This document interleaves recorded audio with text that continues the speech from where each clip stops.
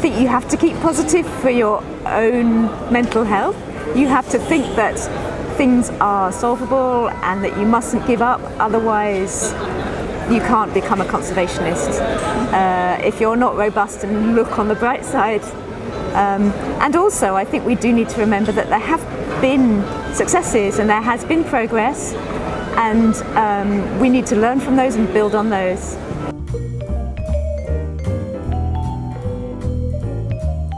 I think we do need radical change in the way that we live, and often people don't realise that conservationists are giving a really radical message for society about the fact we need to have a different way of consuming, a different way of living with the planet and with living with other people as well in other countries. And that doesn't need to be a negative message about everything that we have to give up. It can be a positive message about the new way that we're going to work to live together as a species and with the planet.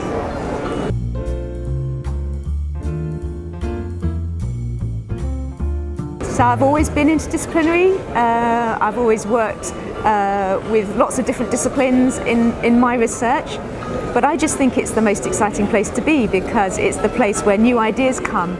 It's the place where you see what's going on in one field and you transfer it to the other.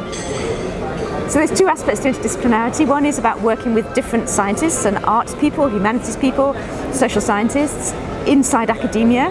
But then there's also transdisciplinarity, which means you need to work with end users, you need to work with businesses and with NGOs and with governments and kind of make the knowledge together so that they will actually use that knowledge.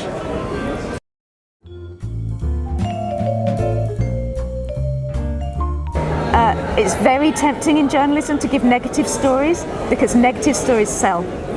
And so there's a movement called positive journalism that gives positive stories, and there's a big thing in India about it, but also in other parts of the world. And people pledge to write stories about things that have worked well as about disasters. And I think there's a real desire for that in the public, because I don't know about you, but I just hate watching the news nowadays because it's one negative thing after another. To have the news saying something good that's happened, that would be so refreshing.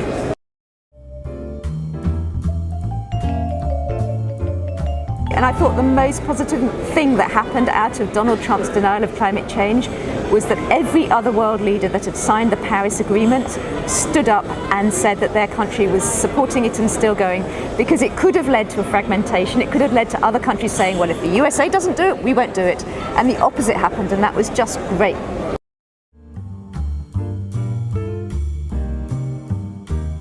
The main reason why they're important is that we can get together and draw strength from each other and be inspired by each other's work, and also meet up with old friends, get new friends, find out all these people who are doing similar things to us on the other side of the world that you never see otherwise. So that's what's inspiring to me.